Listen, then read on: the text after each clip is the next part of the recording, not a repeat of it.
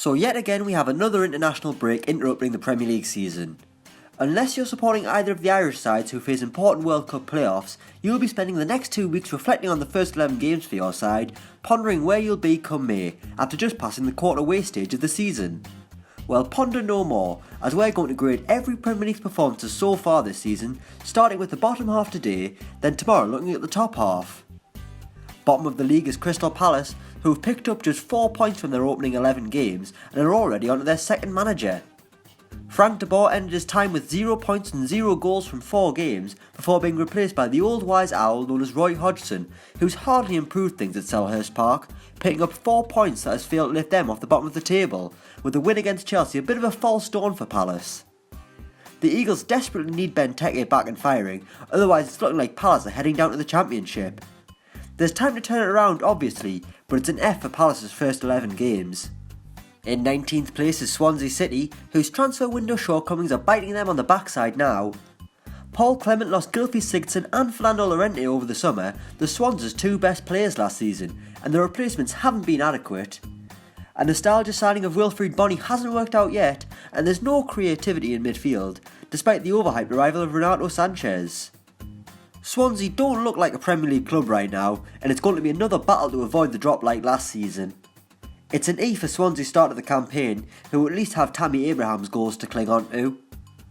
In 18th place is West Ham, who have finally sacked Slaven Bilic. The Croatian has been on thin ice for about a year really, but after a 4-1 defeat to Liverpool, Gold and Sullivan finally acted and terminated Bilic, with David Moyes set to come in one of the worst Premier League appointments since Palace brought in Roy Hodgson. The Hammers have a team of misfits and match of the day players with no character, having been on the end of multiple batterings this season. Will West Ham go down?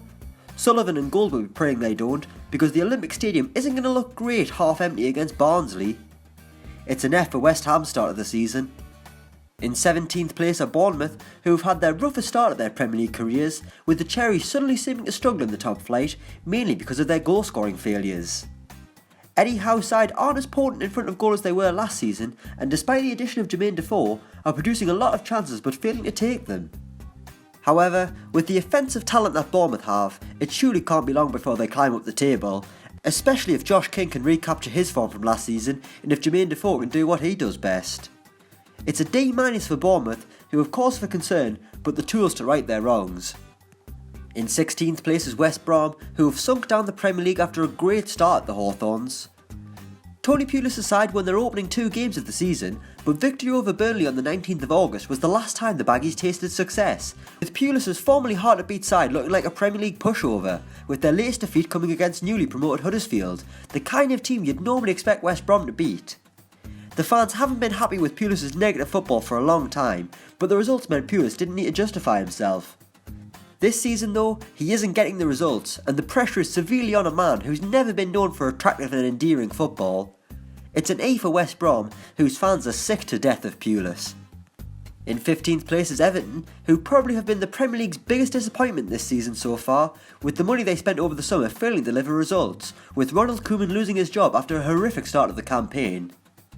Talk of Everton being embroiled in a relegation battle may be slightly premature, and their victory over Watford at the weekend could be a turning point in the Toffee season, coming from 2 goals down to secure only their 3rd victory of the season. While it probably won't be David Unsworth in charge, things will surely sharp improve for Everton, but unfortunately their first 11 games gets them an F. In 14th place is Stoke City, and it seems a lot like Mark Hughes' side are treading water. It's been a bang average start of the season, with victory over Arsenal the highlight so far for the Potters. Hughes is doing his best to impersonate Antonio Conte's 3-4-3 formation, but it really isn't the way forward for Stoke, made evident by the fact that Mame Biram Diouf is right wing back. Stoke aren't really in danger of going down, but aren't going to be pushing for the top half. They're just there, floating in obscurity. So it's a D for Mark Hughes' men. In 13th place is Southampton, whose start under Maurizio Pellegrino has been fairly indifferent, maybe somewhat underwhelming considering his predecessors. Pellegrino's side is struggling in front of goal, especially at home, much like Claude Puel did, and seems as though the Saints are standing still after great seasons under Pochettino and Koeman. Southampton are still playing great football and did well to keep Van Dijk over the summer, but it seems as though something is missing on the south coast, with a lack of flair going forward costing them. It's been an average start to the season for Southampton, which is why they get a C-.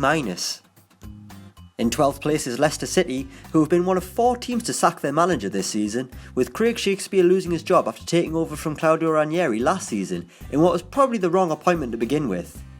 The Foxes have started well since Claude Puel came in, with Demarai Gray having a new lease of life, so it's probably not going to be the relegation scare of last season. After the obscene highs of the Premier League title and Champions League adventure, Leicester are mid-table where they probably should be realistically, and fans will be hoping Puel does better at the King Power than he did at St Mary's. Things look to be on the up, but it's a C- for the Foxes. And finally, in 11th place is Newcastle United, who slipped in at the bottom half after defeated Bournemouth, having taken up residency in the top half for the past couple of months. After losing their first 2 games, Rafa Benitez's side found their groove and became a typical Benitez side who are hard to beat, but their failures in the transfer window have resulted in them struggling for goals. It hasn't been the awful start of the season for Newcastle that the media craved, and their fighting spirit that has been missing for years at St James's Park will keep their heads above water. We're going to give Newcastle a B for their start of their season. So that's the Premier League's bottom half graded. Let us know your grades in the comments below, and make sure to join us tomorrow as we look at the Premier League's top 10. Thanks for watching, and don't forget to like, share and subscribe.